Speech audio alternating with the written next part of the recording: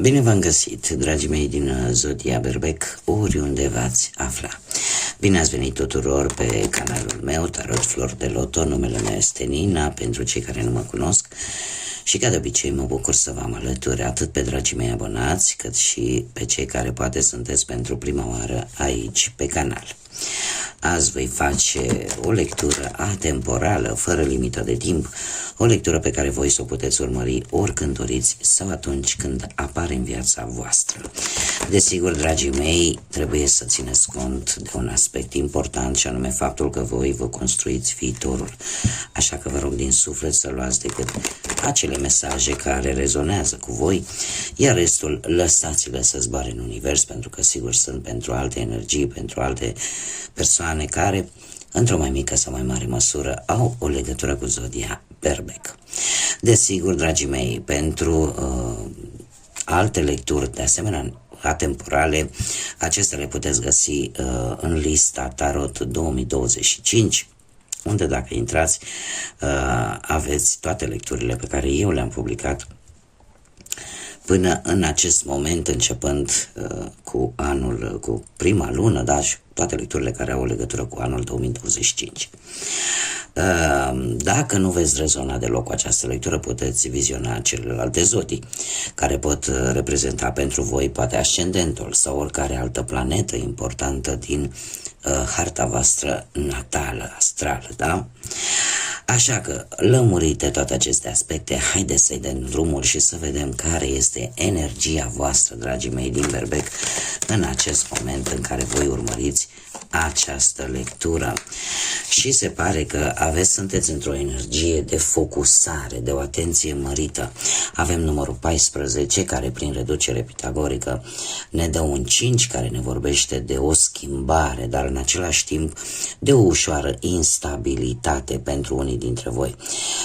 De asemenea, numărul 5 ne vorbește de curaj, curajul de a trece peste anumite obstacole, de asemenea curajul de a vă angrena în noi experiențe care apar în viața voastră, cum de asemenea ne vorbește despre schimbări mari în care voi trebuie să fiți foarte bine focusați, foarte atenți, dar în același timp și flexibili, să vă puteți adapta cât mai bine unor noi situații. Pentru alții dintre voi, acest număr 5 poate să vină cu mici tensiuni, da, cu mici poate conflicte, în care unii dintre voi simțiți nevoia de libertate. Cartea în sine, avem focusarea, da? Ne vorbește de concentrare, ne vorbește de a te concentra și a nu te lăsa influențat de bârfele, poate, unor persoane negative sau să te focusezi mai mult, să te concentrezi mai mult pe ceea ce este important în acest moment pentru voi, pe ceea ce voi aveți de rezolvat în acest moment. Haideți să o luăm așa pe căprării, cum îmi place mie să o spun, și să vedem ce vine pe plan profesional în următoarea perioadă de când voi urmăriți această lectură. Și avem Marele Preot. Marele Preot care vă și reprezintă zodia Taur, mă scuzați. Marele Preot pe partea asta profesională îmi vorbește de negocieri. De negocieri poate pe care le-ați avut de dus cu ceva timp în urmă, vis-a-vis poate de un job sau de anumite înțelegeri, poate de afaceri, sau poate vis-a-vis de un contract sau de anumite documente care vă au fost necesare în ceea ce privește cariera voastră profesională. În prezent avem o regină de monede, o altă zodie de pământ, Taur, Fecioară sau Capricorn, o regină de monede care îmi spune că în prezent sunteți într-un progres. da? Într-o posibilă avansare, sau poate că există cineva, poate un pic mai în vârstă decât voi, care va juca un rol important în cariera voastră profesională sau în viața voastră profesională. Alții dintre voi, e posibil chiar în acest moment să fi găsit ceva de muncă cu ajutorul poate al unei femei care dispune de o situație materială destul de bună, sau nu neapărat, dar apare cumva implicarea unei unui personaj feminin. Nu e obligatoriu fiind o lectură generală, dar eu insist pe ceea ce în primă fază cartea îmi reprezintă. De asemenea, Regina de Monede îmi spune că sunteți plini de resurse, aveți cu ce, și e posibil ca într-un fel sau altul să simțiți nevoia de siguranță, dar în același timp ceea ce faceți voi acum este pentru a prospera și în special din punct de vedere material. Oricum, se pare că unii dintre voi aveți ceva pus deoparte, aveți un plan, ca să zic așa, de rezervă, poate, pentru ca lucrurile să vă iasă din punctul ăsta de vedere material, profesional, mă scuzați. În următoarea perioadă, dar într-un viitor nu foarte îndepărtat, avem pusnicul, semnul Fecioarei, care eu aș spune că simțiți nevoia un pic, unii dintre voi, de a lucra singuri, sau aveți tendința aceasta de a lucra singuri. Alții, în schimb, veți avea nevoie de, poate, de anumite documente sau anumite informații din trecut pentru a rezolva o anumită situație la nivel profesional. Pusnicul de asemenea mai spune că nu este chiar un moment foarte propice, foarte bun să schimbați jobul, dacă asta aveți de gând. Și apare un ușor blocaj pentru cei care în următoarea perioadă poate și-au pus în plan să-și schimbe jobul. Cumva schimbarea asta de loc de muncă este un pic blocată pentru următoarea perioadă. Adică ce obțineți acum, trebuie să cam țineți de el. Haideți să vedem pe plan material ce vine pentru voi.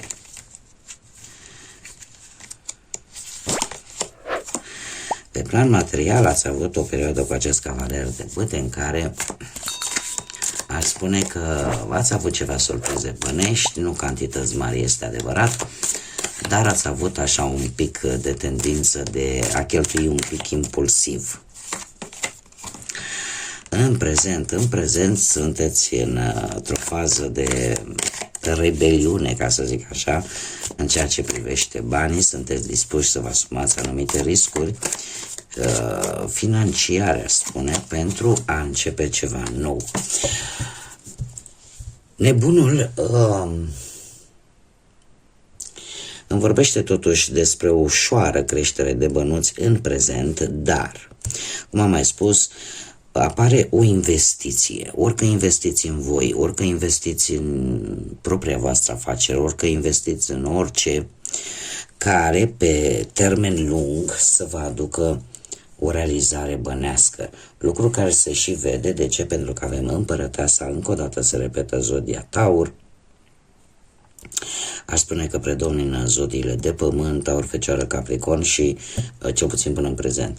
Și desigur posibilitatea apariției zodiilor de foc, Berbec, la fel ca și voi, Leu sau Săgetător. Dar, într-un viitor apropiat, împărăteasa îmi vorbește despre abundență, despre îmbunătățirea situației materiale și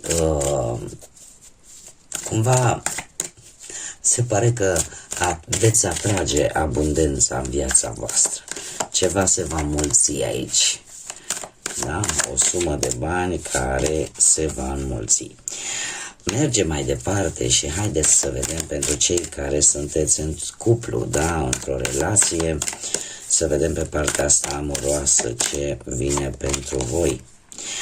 Dragilor, se pare că ați avut cu ceva timp în urmă, avem un 7 de bâte, Ați fost nevoiți să vă apărați poate ori relația, ori, aș spune, au existat anumite persoane destul de invidioase pe relația voastră și care poate au încercat să vă destabilizeze din punctul ăsta de vedere al cuplului, da?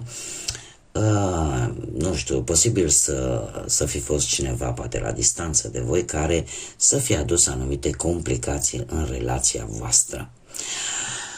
Și ați fost nevoit să fiți într-o poziție de apărare.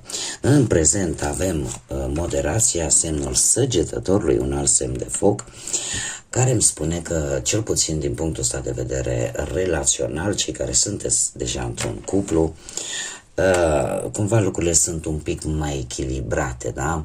Vă sprijiniți unul pe celălalt și chiar dacă în acest moment apare acea necesitate un pic mai mare de a sta unul lângă celălalt, în a fi lângă partenera voastră. Viitorul vine cu o nostalgie a trecutului. De ce avem un 6 de cupe care îmi spune că nu trebuie să rămâneți blocați în ceva din trecutul vostru. Cumva va apărea acea, ca să zic așa, acea stare de nostalgie și de lucruri din trecutul vostru, dar știți cum e, că trecutul nu are nimic nou să vă spun, așa că ar trebui cumva să încercați să ieșiți din această nostalgie și să vă focusați poate mai mult pe viitor decât pe ce a fost. Dar oricum, din câte văd eu aici, e posibil ca și ceea ce voi ați traversat într-un trecut nu foarte îndepărtat, cumva posibil să vă dați seama că e de domeniul trecutului și că acolo trebuie să rămână. Mergem mai departe și pentru cei care sunteți singurei, cei care din păcate poate sunteți văduri, cei care poate nu v-ați găsit până acum jumătatea sau cei care ați trecut printr-o separare, printr-un divorț. Haideți să vedem ce vine pentru voi, dragilor. Dragilor, un nou de monede care mie îmi spune că ați fost destul de echilibrați în ultima perioadă, atât din punct de vedere material, cât și sentimental, aș zice. De ce? Pentru că v-ați simțit foarte siguri pe voi.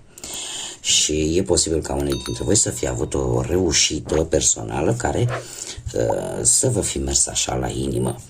În prezent avem șansa apariției unui personaj foarte îndrăgostită de voi. Avem un cavaler de cupe, nu știu dacă zodiile de apă vă spun ceva, Rac, Pești sau Scorpion, nu e obligatoriu, dar trebuie să vă spun că există aici cineva care probabil că a și apărut în viața voastră și care a venit așa ca un tsunami așa peste voi, pentru că v-a cam zguduit un pic din punct de vedere emoțional, iar faptul că avem un 6 de spade într-un viitor apropiat, asta îmi spune că unii dintre voi sunteți chiar poate dispuși să faceți o călătorie către alte meleaguri, către alte locuri, sau pur și simplu vă dați seama că va trebui să treceți printr-o tranziție destul de dură pentru voi, așa că veți lua decizia să încercați să lăsați ceva în urma voastră, ceva ce are legătură cu viața voastră sentimentală și în felul ăsta să schimbați ceva în viața voastră din punct de vedere sentimental. Poate chiar să faceți o călătorie în a cunoaște această șansă care apare în viața voastră. Este foarte interesant. De ce? Pentru că acest cavaler de cupe este mesagerul dragostei și ori voi, ori altcineva se va îndrăgosti. Așa că dacă e vorba de voi, e posibil chiar intuiția să vă spună, știi, trebuie să fac această călătorie. De ce? Pentru că această călătorie pe mine mă va ajuta să obțin ceea ce îmi lipsește, pentru că din punct de vedere material se pare că unii dintre voi chiar ați avut o reușită destul de importantă, deci vă simțiți oarecum împliniți și mai există ceva care să vă care vă lipsește și aceea este poate cineva cu care să puteți împărți aceste reușite. Haideți să vedem ce mesaj am pentru voi, dragilor. Pentru următoarea perioadă, ce mesaj avem pentru dragii mei din Berbec? Da, un mesaj foarte interesant. Noi orizonturi sau orizonturi necunoscute, speranță și posibilități. Dragilor, deci, așa cum bine am văzut, unii dintre voi veți pleca către zări total necunoscute, indiferent de ce plan și aspect al vieții vorbim, fie el profesional sau amoros. Cert este că noi poteci se deschid pentru voi, poteci care vă aduc speranță și care vă fac să vă gândiți că, uite, Doamne, există posibilitate, deci se poate realiza, deci se poate face. Așa că sunteți foarte curioși și lucrul ăsta l-am văzut încă din energia voastră, aceea de a fi curioși și de a încerca noi lucruri, noi experiențe, da?